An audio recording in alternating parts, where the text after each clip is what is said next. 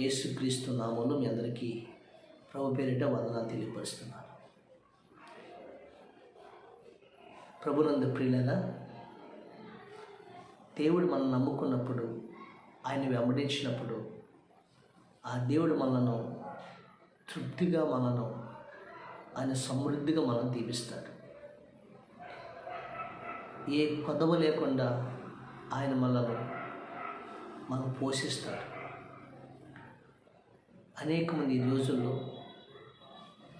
ఎంత ఉద్యోగం చేసినా, ఎంత డబ్బు సంపాదించినా తృప్తి లేని జీవితాలు జీవిస్తున్నారు. తృప్తి లేక అసంతృప్తితో, అశాంతితో మనుషులు బ్రతుకుతున్నారు.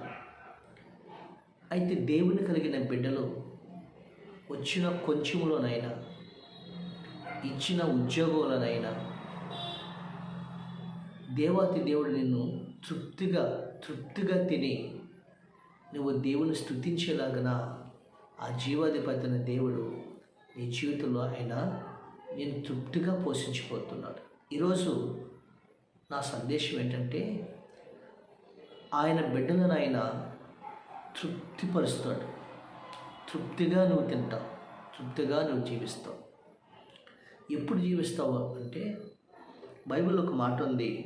81వ కీర్తన 16వ వచనంలో మనం చూసినట్లయితే ఆయన ఒక మాట అంటాడు. ఏమంటే తెలుసండి?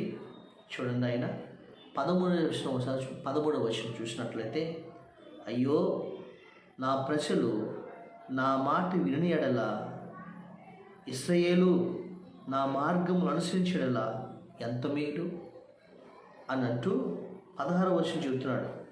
అతి శ్రేష్టమైన గోధుమలు అనుగ్రహించి నేను వారిని పోషించదును, కొండ తేనెతో నిన్ను తృప్తిపరచెదను. నువ్వు దేవుని మాట వింటే, అయ్యో నా ప్రజలు నా మాట విని నన్ను అనుసరించడలా, దేవుని నమ్ముకున్న తర్వాత నువ్వు దేవుడి మాట విని ఆయన మార్గంలో నడిస్తే నేను దేవుడు తృప్తికరముగా దేవుడు నేను బ్రతుకును మారుస్తాడు, తృప్తిగా జీవింప చేస్తాడు.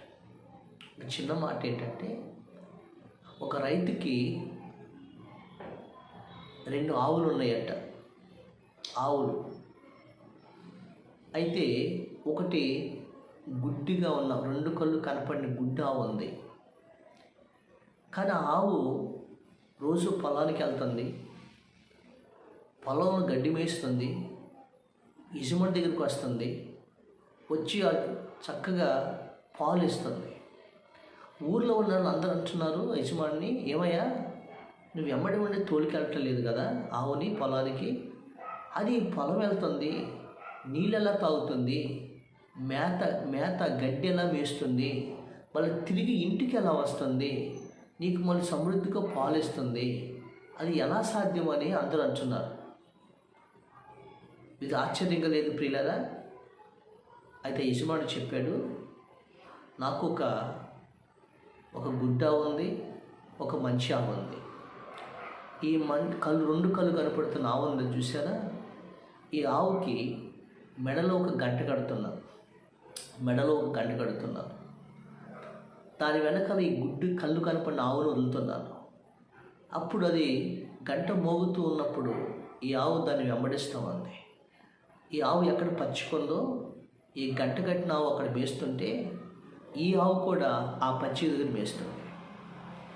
అలాగా ఈ ఆవుని వెంబడిస్తుంది. మరలా అదే ఆవుని చక్కగా మేత మేసి, చక్కగా నీరు తాగి, మరలా అదే ఆవుని వెంబడిస్తూ ఇంటికి వస్తుంది.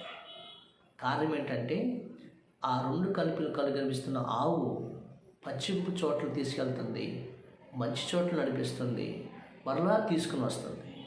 కాబట్టి నడిపించే ఆవు అది ఆ మెడలో గంటను అనుసరించి వెనకాల గుడ్డి ఆవు నడుస్తుంది. కాబట్టి ఈ ఆవును అనుసరించడం వల్ల ఈ ఆవు పోషించబడుతుంది, ఈ ఆవు క్షేమంగా ఉంటుంది, ఈ ఆవు తిరిగి వస్తుంది. అందుకని యజమాని చెప్పాడు, అందుకని ఈ గుడ్డి ఆవు కూడా ఇది క్షేమకరంగా ఇంటికి వచ్చి నాకు లాభాన్ని ప్రసాదిస్తుంది అంటాడు ఆయన. అర్థమైందా ప్రియులారా? అంటే ఒక ఆవే ఆ గంటని అనుసరిస్తడం వల్ల అది తృప్తిగా తింటుంది, తృప్తిగా తాగుతుంది, అది క్షేమకరంగా మన ఇంటికి వస్తుంది కదా.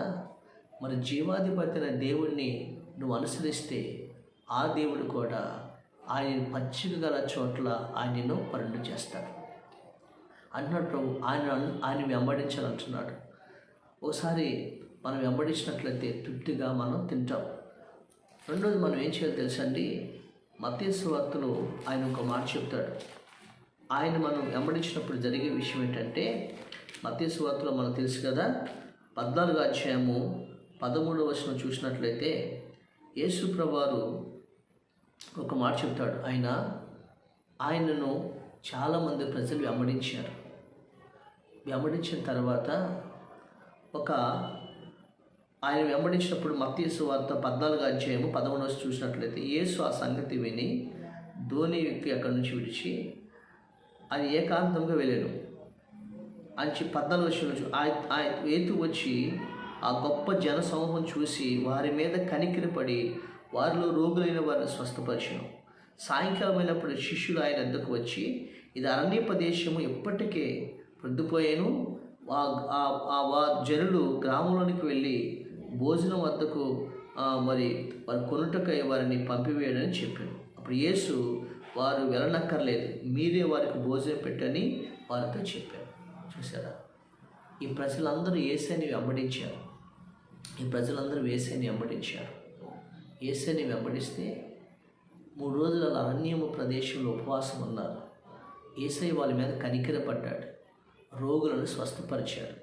శిష్యులు వచ్చి అంటారు, ప్రభా, ఇప్పటికీ పొద్దుపోయింది, వాళ్ళు 3 రోజుల నుండి ఉపవాసం ఉండి ప్రార్థన వాక్యాలు వింటున్నారు, ఇది సాయంకాలం అయిపోయింది, అరణ్య ప్రదేశం ఇది, వాళ్ళు మళ్ళీ కళ్ళు తిరిగి మార్గ మధ్యలో పడిపోతారేమో, వారిని పంపించేయండి ప్రభు అని శిష్యులు చెప్తున్నారు. అప్పుడు యేసు అంటున్నాడు, వారు వెళ్ళనక్కర్లేదు, మీరే వారికి భోజనం పెట్టండి అన్నాడు. ప్రభా, మా దగ్గర ఏముందయ్యా, ఈ అరణ్య ప్రదేశంలో ఎక్కడ తింటారు, ఏముంది తీసుకొచ్చి పెట్టాలి అంటే, మంచులో ఒక చిన్న పిల్లవాళ్ళు వేసి నా దగ్గర 5 రొట్టెలు 2 చేపలు ఉండి అన్నాడు.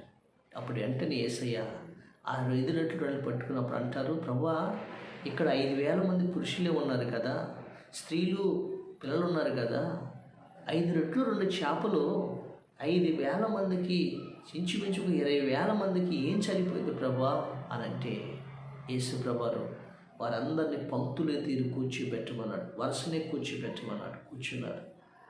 అప్పుడు యేసు ప్రభువారు 5 రొట్టెలు 2 చేపలు పట్టుకొని ఆయన ఆకాశం తట్టెత్తి దేవునికి కృతజ్ఞతాస్తుతులు చెల్లించినప్పుడు అప్పుడు యేసయ్య ఇచ్చి, మీరు వారికి వడ్డించండి అన్నాడు. జరిగించేసింది తెలుసండి, మీకు తెలుసు కదా, 5 రొట్టెలు 2 చేపల్ని 5,000 మంది పురుషులు తినగా, పిల్లలు తల్లులు మొత్తం 20,000 మంది తినగా, ఇంకా 12 గంపలు మిగిలినాయి. ప్రభు స్తోత్రం.